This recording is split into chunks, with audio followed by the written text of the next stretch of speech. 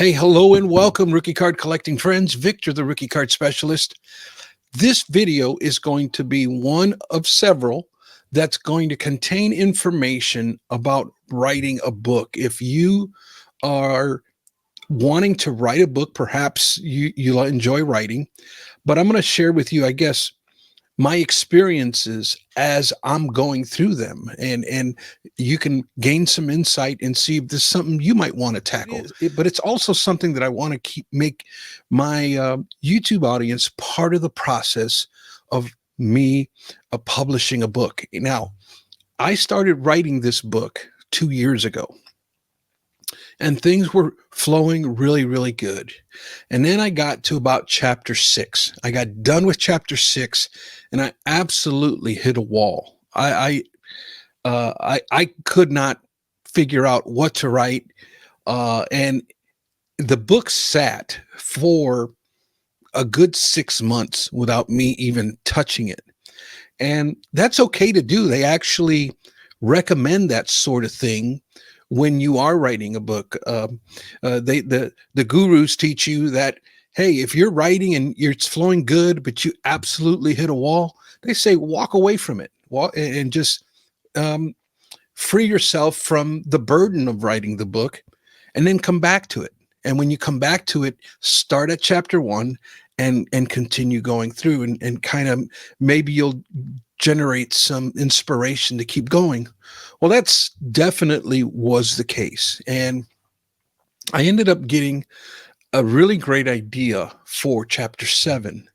And next thing you know, I it, it flowed right into a chapter 8, and then I hit another wall, and there it sat for the longest time. And I'm thankful for, like, the relationship I have with Bobby Burrell, where he's written several books of his own, and he would keep me accountable. And I remember one text he sent me not too long ago. He says, "Hey, where you at that book?"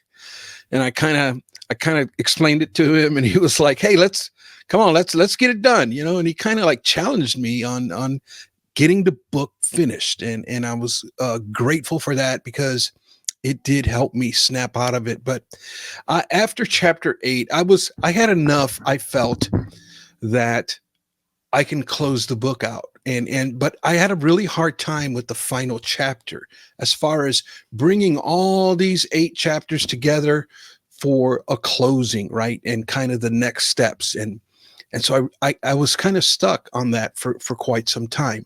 Now, there's recommendations out there that your book should be at least 10 chapters long, or it should be at least 30,000 words at the very least for a nonfiction book.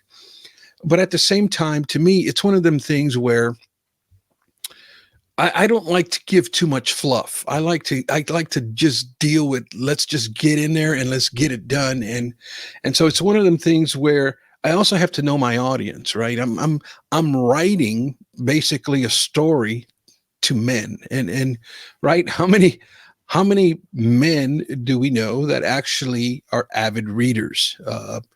I know I am an avid reader, but I am an extremely rare bird in my sphere of influence, and so it's one of them things where I have to also write for my audience. And too many times when I read hobby books, they're like really thick, and they're just like too wordy, right? And people are just trying to be a little bit too intelligent. I realized that I needed to write this book, and I needed to know my audience. I'm primarily writing to men, but I don't want to write for scholar. I want to write it in the manner that I speak. And so with that said, I wanted to keep it simple. I didn't want to use these big fancy words. I didn't want to try to sound more intelligent than what I really am. So my concept was keep it simple, stupid type of thing. And so that's the mindset I went into it.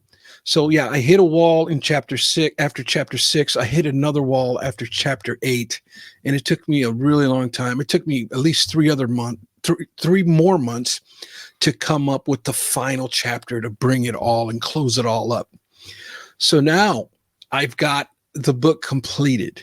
right? So now I have to, I went ahead and started editing the book. And that was, wow, was that a lot of work? What I did was I took the book and I transferred it over to uh, a site called Grammarly, and that basically is a proofreading software that kind of helps you with the commas and the pronunciation and your sentencing structure and all of that. And when I downloaded that my book onto this website, it was like over 2,000 errors it found and I had to go through them each individual one by one. You have to go in and you have to fix it, to recommend what you should do, and then you have to accept or dismiss. And that, my goodness, was that a lot of work. I ended up finding out some more information that I wanted to include in the book, and then just the flow of things didn't flow right, in my opinion. I was like, man, this just sounds a little too choppy. I got this new information that I really want to include into the book. Where do I want to fit this thing at? So I went ahead and I did like a second draft of the book, and I started moving things around, and I included this new information that I wanted to add to the book. And then once I finished that, I had to re-download it into the Grammarly software, right? And fix those errors once again. And oh my goodness, folks, was it and now the website that I was using to help me with proofreading it started acting all janky. And I'm like, what in the world? Why is it acting like this? And it was giving me, and it sent me a message, and I didn't even realize it for a couple of days, but it sent me a message. It says, hey, your document is too big. So you're going to have to break this down and make it smaller. And I'm like, oh my goodness. So then what I had to do is I had to format the book chapter by chapter. So I copy and pasted chapter 1 and I brought it into that software. Then I created a new document and I copy and pasted chapter 2, so on and so forth. And then I had to go back and proofread and make those corrections for each chapter. And doing that concept, now the software was able to keep up and make all the proper changes. So once I got all that proofreading done, then I had to bring it over to back to my document, create a new document, write a third draft, and I copy and pasted all of the chapters that were proofread. I hope you're keeping up with this. I hope I'm not giving too much explanation here. However, so I now have this edited copy of my book, and that now is officially called a manuscript. The manuscript is absolutely complete. There's only 9 chapters. There's only about 26,000 words instead of 30. And I could have crammed in another and made it to 30,000 words, but I said, no, you know what? It's not necessary. We don't need to add any fluff. It is what it is. And so I was ready for the next step. So the next step, after you got your manuscript completed and proofread and edited, you have to find an editor. And I wanted to have an editor, a professional editor, go through the book. And there's several types of editors. You have a developmental editor, which that type of editing is more if you're writing a fictional book and you're writing like a storyline. They're going to kind of help you develop your storyline. Well, I didn't need that type of editing. I needed the second type of editing that was available, and that is copy editing. That is the main vein that I needed. And then there's a third level of editing, which basically combines the other two. And so I had to figure out which type of editing I needed, right? And that was a project in and of itself. And I says, you know what? I'm going to hire a company to kind of help me with all of this. So then I had to start searching for a company to kind of help me with all of this. And then you have to, well, which company should I use? Which ones are reputable? I found a company called Book Launchers that kind of helps you with it. I found another one called selfpublishing.com that kind of helps you self-publish your own book. And I inquired on these things. I made phone calls, had meetings with these folks, and it's like it's one of them things where like you want how much money to help me through this? And I just found the price a little too steep for my liking. And yeah, they were going to help me with everything. With the I didn't have to worry pretty much about anything. They were going to handle it all. They were going to and I found like the majority of the cost was in marketing. And I'm like, do I really even need marketing? I don't know. I guess I felt like I can market the book myself through my YouTube channel, through networking with the multiple people that I know. And I'm like, I don't know that I want to spend that much cake for to have somebody help me to do something that I'm perfectly capable of doing. And when I was talking to this other company, that's kind of what they said to me. They were like being honest with me. There's this, we're more than willing to help. But, if cost is an issue for you, this is all things that you can do on your own for just a fraction of the cost. And I'm like, you know what? Thank you for being honest with me. That's the route I want to take. Point me in the right direction. And so they referred me to several editors, professional editors that do this for a living. And I ended up finding one and I had two issues with finding an editor, and that took almost a month in and of itself. Because number one, some editors are like really expensive. Some of them would charge you 2 cents a word.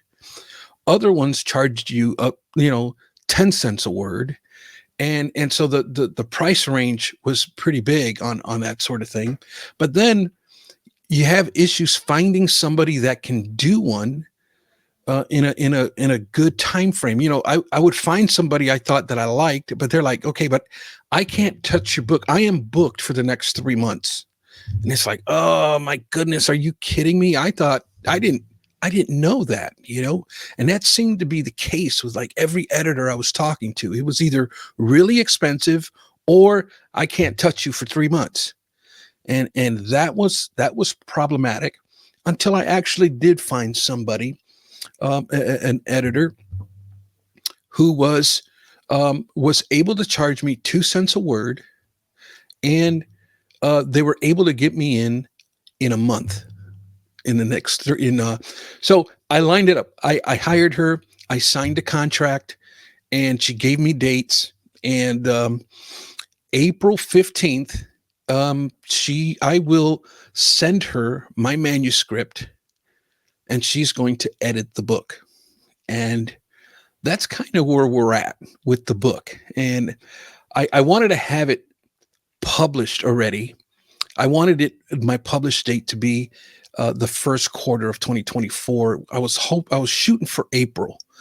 But learning what I've learned in the last few months, it's not going to be April. So now I'm shooting for a launch date somewhere between June 30th and July 15th. That window right in there is going to be the new launch date. Well, and that's kind of where I'm at with it. Everything's the manuscript is done. We're ready to send this manuscript to the editor on April 15th. She promises in the contract that she will have that. And so that what happens then is she will take that manuscript. She will make her recommendations. The recommendations get sent back to me. I make those changes, or it's like I accept them or dismiss them. And so if I want to accept them, I have to go ahead and make the changes. If I want to dismiss them, I have to make notation that I dismiss them. Then it goes back to her for another round of edit. And then we do that 3 times until we've concluded the entire manuscript. And if it goes more than that, then I get charged more. But I have 3 shots at making this manuscript the way I want it to read. And I have to teach her kind of the lingo of what I'm doing, so she won't edit those. So she'll know that, no, that that verbiage is correct. It kind of deals with the topic of his book, and it may not be grammatically correct for an editor, but in the hobby, it is grammatically correct. So I have to like teach her kind of that side of things. And but I'm certain we're going to be able to come to a complete edited manuscript in 3 tries, probably less than that, I'm guessing.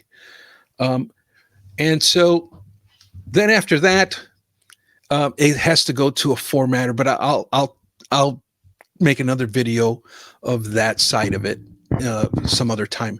Well, that's kind of where we're at with things. I am really excited to share this with you guys.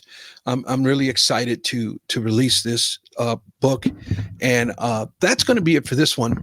I was going to do a pickup video. I may do a pickup video. I've been on like a Sammy Sosa kick lately. I have been purchasing a ton of Sammy Sosa insert cards.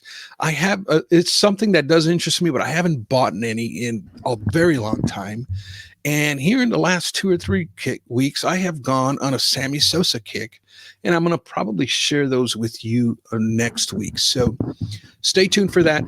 I appreciate you guys tuning in. And as always, remember, my friends, not all rookie cards are created equal.